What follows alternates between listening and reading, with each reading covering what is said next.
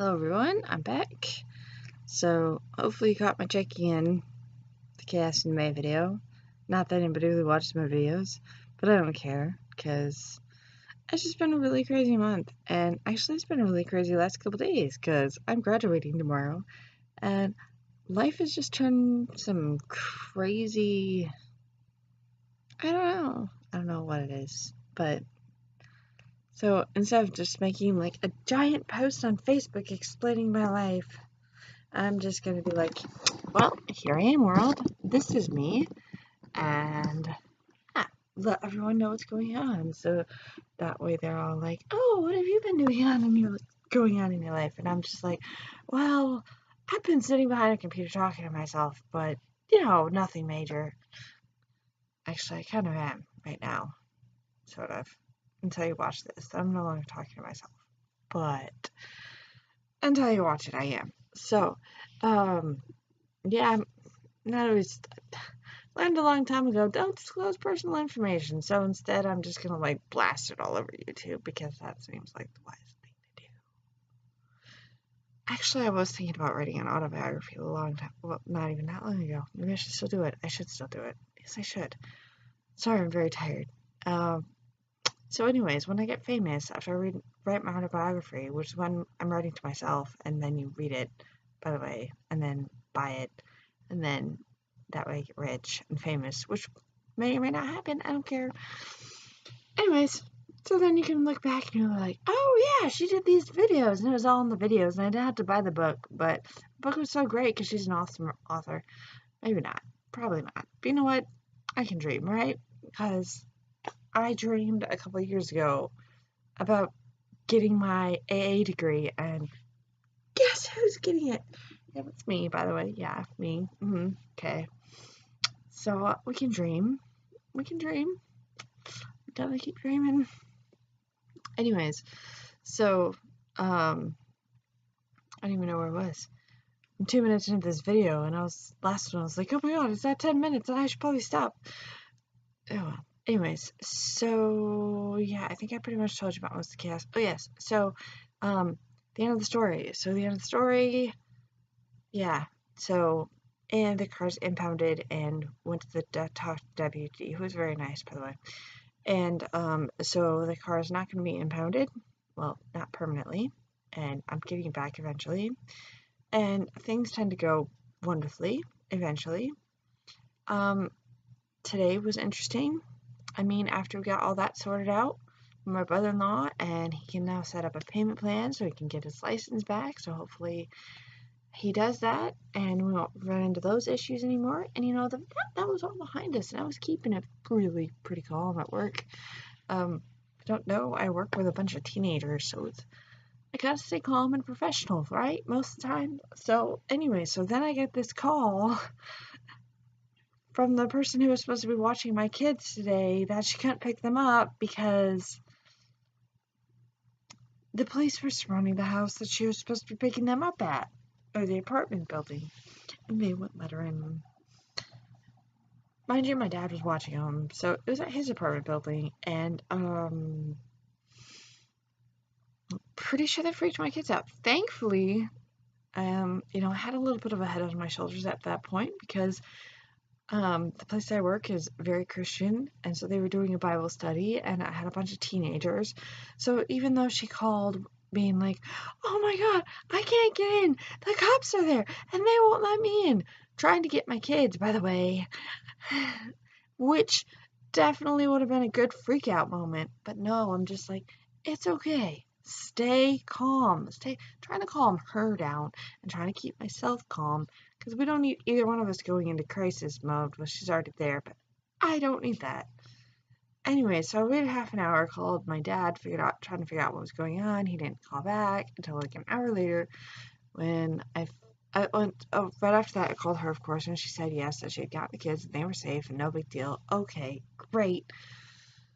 Anyways, so like an hour later, my dad called back and he explained the situation that the people in the apartment above him were like had knives out at each other, and yes, there were indeed like 10 police cars and sheriffs outside his apartment building, and one of the police officers was keeping watch at his apartment because he had kids in there.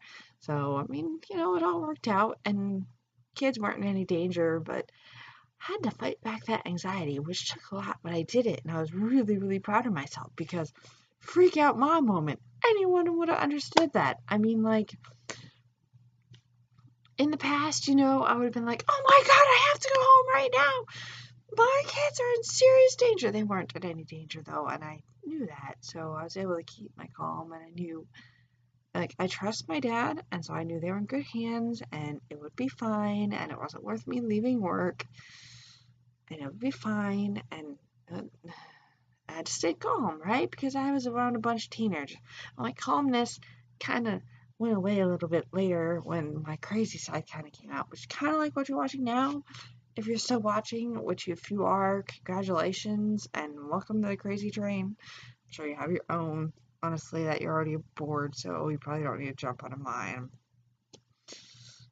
Because if you found my video, or if I am famous author, I mean, who would be a famous author, then you probably already jumped on the crazy train, so we'll just kind of merge our lines or something, and welcome aboard. Yeah, or something, I guess. I don't know. So anyways, so that was a major freak out moment, but it didn't happen, and I kept my cool, and even though, like, my crazy kind of, like, hyper side came out later with the kids, and they're like, what kind of drugs are you on? And I'm just like, oh, nothing, actually. Honestly, I wish I was, like, high on caffeine, if anything, right now, because I am so tired that I'm not sure how I'm still awake after only getting a few hours of sleep because of my night last night, and now this. Yeah, after they went to bed, I kind of, like, looked at my coworker, and I'm like, I'm gonna do something really crazy, and I stood up, and I'm just like, I have to get my energy out. And I was a lot more focused and a lot more calm, but I had to come out somehow. So my teenage kids I work with got to see a little bit of my crazy side, which you're watching right now. So I guess you didn't miss much, but anyways, but it's all right. And maybe it's the silver lining. I don't know. Maybe it's the fact that I'm going to graduate tomorrow. Maybe it's because I have a job interview for a new job, and I walked away from that interview feeling so amazing and so empowered. And I realized that even if I don't get that interview, it's okay. And that wasn't even that hard to accept. I really want this job. Don't get me wrong. Even though it was kind of difficult because I've only been at my other job for a couple months. But this job, I really feel like I could do well there because my mission has always been to empower people. And that's, like, their mission statement.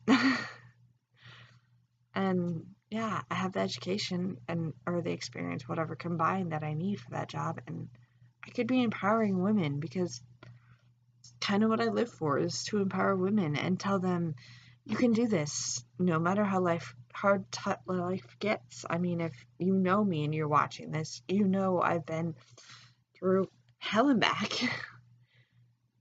Definitely hell and back, but I made it somehow. I figured it out. And if I can do it, you can do it too. And that's how my life is. And I'm at peace with that. And I'm at peace with the fact that even if I don't get this interview, that's okay. Like, this job, it's okay. I'm okay with that. And it was really weird having that. Like, I've never had that. But I was just so overcome with the fact that, you know what? It's okay because I'm here at the right place and the right time, and I'm where I'm supposed to be at. And if you've never had that feeling, I hope you do someday. And it's that feeling that no matter if I get this job or not, it doesn't matter. I'm where I'm supposed to be. And if me having this interview means that maybe I'm helping someone, like I told a coworker about this job and she really wanted a job like this. So maybe she'll get it and I won't, but that's okay. I hope she does. She's been working her tail off and for several years at a place where I was ready to walk away after a couple months because it was really, really stressful and I was just at my limit of stress. And she's been there for almost 3 years. And she could use a better paying job. And if that is the only reason, I've got this interview. I'm okay with that. I'm okay with whatever life throws at me because I have this like inner peace right now. And it's beautiful. And I hope that everyone gets to that point. And even though sometimes I have to deal with anxiety, and sometimes I have to deal with depression, and sometimes I still have to deal with like my PTSD and all that other fun, crazy madness that goes in my head, I've reached that point that I'm okay with this. I'm okay. And I hope all of you find that peace. And I hope all of you find an ability to help others and change others, because we're all here for a reason, and we may not always know our reason.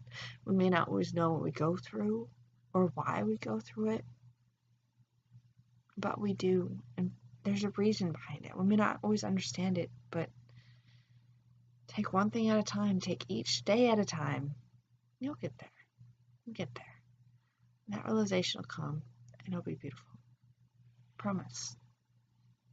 Peace out, guys. I love you.